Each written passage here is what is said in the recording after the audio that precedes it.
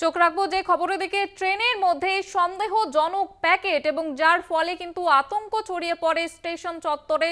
Purulia rail পুলিশের তরফ থেকে সেই প্যাকেটগুলি উদ্ধার করা হয়েছে। আপনাদের যে খবরের দিকে নজর রাখছি যে ট্রেনের মধ্যে সন্দেহজনক প্যাকেট দেখতে পান পুলিশ আধিকারিকরা এবং আতঙ্ক ছড়িয়ে পড়ে গোটা এলাকায়।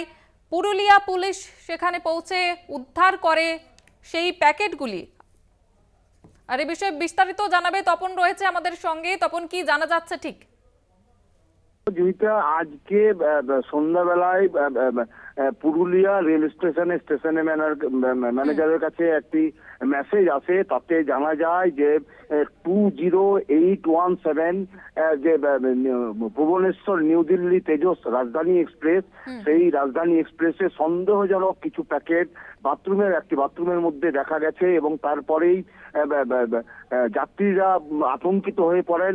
ঘটনা জানাজানি হয় ওই চক্রধরপুর স্টেশনের পরেই।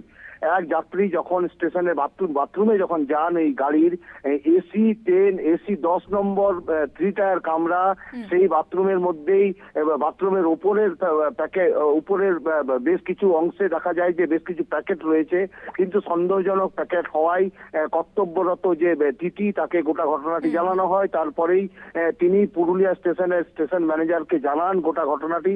তারপরে এখানে বোম স্কোয়াডকে রেডি করা হয় এবং তারপরেই পুরুলিয়া 2 নম্বর প্ল্যাটফর্মে যখন ট্রেনটি এসে দাঁড়ায়, তারপরেই রেল পুলিশ এবং জিআরপির বাহিনী এবং জেলা পুলিশের যারা কর্মী, তারা বোম স্কোয়াডের কর্মী, তারা যে নিয়ে ওই বাথরুম থেকে এই প্যাকেটগুলি উদ্ধার করে।